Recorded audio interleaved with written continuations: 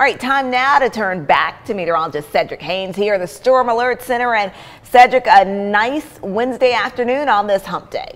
Yeah, not too bad out there, depending on where you are across the Tennessee Valley. Temperatures are kind of in the 60s. You have either a little more sunshine or a little more cloud cover. And here in Chattanooga, we're kind of right on the middle there, right on the line there. 65 degrees in Chattanooga. We've got humidity levels very dry in the 20% range out there across the area. So we're sitting at temperatures, notice 59 in Blue Ridge, but it's 70 in Dayton. So a very widespread margin with these temperatures. Low to mid 60s in most of the valley locations out there. So somewhat cool, very dry out there, of course, with dew points only in the teens and 20s. So that very dry air continue to be ushered in with these easterly winds. And that's going to lead to, again, that potential high fire danger as we go throughout the day, because you're combining the dry conditions with these winds that at times are gusting up to 15 to 20 miles per hour. I think we will see more of that as we progress throughout the afternoon. So the high fire danger for us today, that low humidity and wind gust anywhere between 15 and 20 miles per hour today will, of course, help with any fires that do begin out there to kind of spread quickly. So as we continue to mention,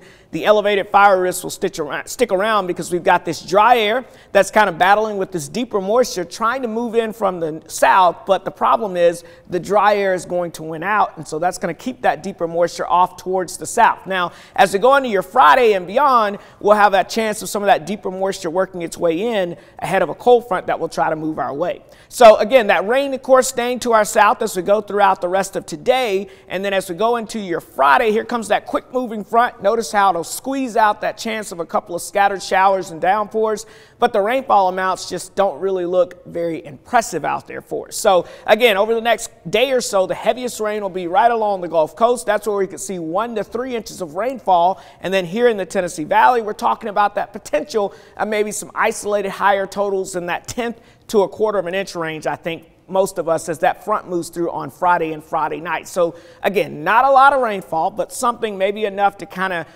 wet the ground a little bit, wet some of the dry fuels and keep things a little active. I do want to talk about the changing weather pattern, though. So we look at the upper level setup. Right now, we've got more of a west to east flow. That's a very quick moving flow. So this is basically the main weather highway right now where the storm systems will travel. When they're moving from west to east, they don't have a chance to get a lot of moisture. Now, we have this low pressure to the south. It's basically cut off or by itself from the main storm track. So it doesn't have any upper level support. So it's not going to produce much for us.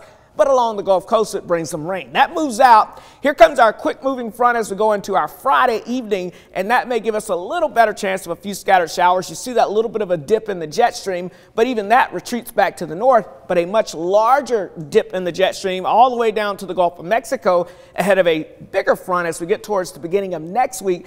That could pull up more moisture and bring us a little better chance of a more active weather pattern. So again, the rainfall over the next couple of days will stay mainly to our south. Friday, we'll have a chance of a little light rain, but notice a little better chance of more widespread, potentially soaking rainfall as we go into next week, along with, yes, potential of some below normal temperatures. So we got a lot of changes on the way, but over the next couple of days, staying fairly unsettled, but more clouds than sunshine, better chance of rain on Friday.